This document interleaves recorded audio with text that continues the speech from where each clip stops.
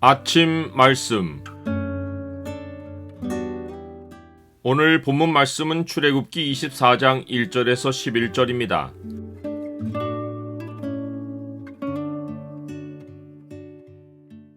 하나님의 말씀이 있는 곳에 삶의 결실이 있다. 오늘 본문을 소망의 창으로 보면 하나님 말씀에 대한 바른 태도가 무엇인지가 보입니다. 소망의 창을 보여주는 구절은 24장 3절입니다. 모세가 와서 여호와의 모든 말씀과 그의 모든 율례를 백성에게 전하매 그들이 한 소리로 응답하여 이르되 여호와께서 말씀하신 모든 것을 우리가 준행하리이다. 하나님이 호렙산 아래에 백성을 모으고 모세를 중간에 세워 큰 음성으로 십계명과 법규를 말씀하신 후 말씀과 관련하여 세 가지를 지시하십니다. 첫째는 말씀에 가까이 할 수 있는 무리를 세 종류로 구별하여 가장 가까이 할 수 있는 사람으로 모세를 지명하십니다. 너 모세만 여호와께 가까이 나아오고 그들은 가까이 나오지 말며 백성은 너와 함께 올라오지 말지니라. 모세를 특정하신 이유는 하나님과 모세의 사사로운 관계 때문이 아니라 그가 성령의 사역을 해야 했기 때문입니다. 모세만 아니라 성경을 기록한 모든 사람은 하나님의 속사정을 살피시는 성령의 사역을 하여 기록된 말씀을 남겼습니다. 먼저 알 것은 성경의 모든 예언은 사사로이 풀 것이 아니니 예언은 언제든지 사람의 뜻으로 낸 것이 아니요 오직 성령의 감동하심을 받은 사람들이 하나님께 받아 말한 것임이라. 모세 다음으로 하나님은 제사장과 이스라엘 백성의 장로를 가까이 하십니다. 오늘날로 하면 이들은 설교단에서 강도권을 가지고 말씀을 전할 수 있는 목회자입니다. 고라의 무리가 항변한 것이 하나님이 자기에게 가까이 하는 무리를 구별해 놓으신 것을 시기한 것입니다. 그들이 모여서 모세와 아론을 거슬러 그들에게 이르되 너희가 분수에 지나도다. 회중이 다 각각 거룩하고 여호와께서도 그들 중에 계시거늘 너희가 어찌하여 여호와의 총회 위에 스스로 높이느냐. 그러나 하나님은 고대만 아니라 아무리 민주화된 오늘날 사회에서도 아무나 설교단에 올라가 말씀 전하는 것을 허락하지 않으십니다. 이것이 사도 바울이 잘 다스리는 장로들은 배나 존경할 자로 알되 말씀과 가르침에 수고하는 이들에게는 더욱 그리할 것이니라 라고 명령한 이유이고 아무에게나 경솔히 안수하지 말라 라고 경고한 이유입니다. 하나님이 말씀과 관련하여 내리신 두 번째 지시사항은 모세에게 여호와의 모든 말씀을 기록하라고 하신 것입니다. 이는 백성이 어느 때나 말씀을 읽고 묵상하기 위함이고 또한 후대의 진리를 전해주기 위함입니다. 또한 모든 하나님 백성이 기록된 말씀에서 하나님의 뜻을 발견하고 그 말씀을 본으로 삼아 믿음 안에서 연합하게 해주기 위함입니다.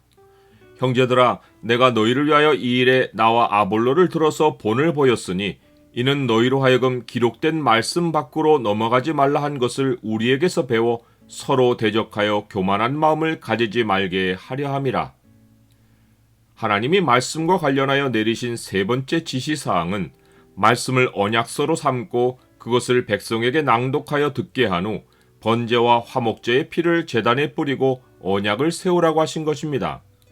고대의 다른 종교에도 동물을 희생제물로 삼아 제사하는 예식이 있었지만 하나님과 백성을 연결해주는 핏뿌림에는 말씀이 있습니다.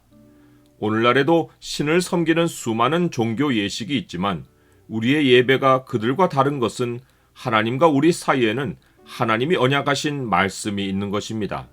이 말씀이 육신이 되어 우리 가운데 오신 분이 우리 주 예수 그리스도이십니다.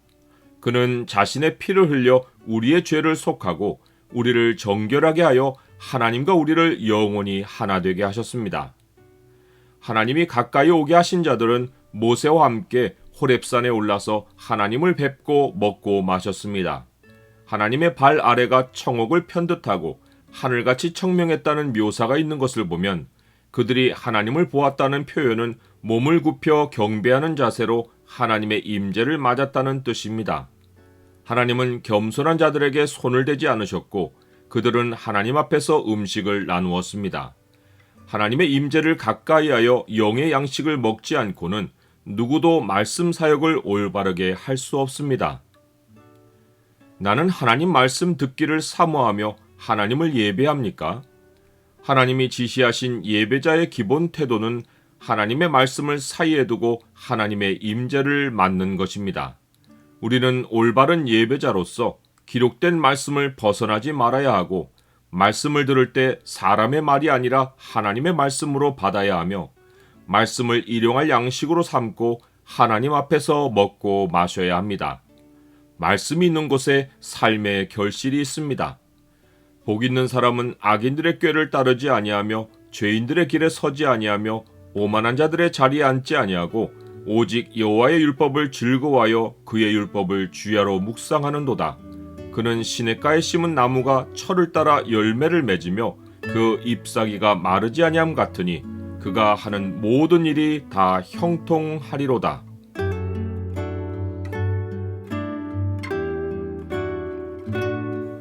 주님, 주의 말씀을 들을 때 듣는 것으로 끝나지 않고 주의 임재 앞에 나아가 영과 진리로 예배하게 하옵소서. 제 생각이 기록된 말씀 밖으로 넘어가지 않고 말씀을 일용할 양식으로 삼아 묵상하고 매 순간 주와 동행하게 하옵소서. 예수 그리스도 이름으로 기도드립니다. 아멘.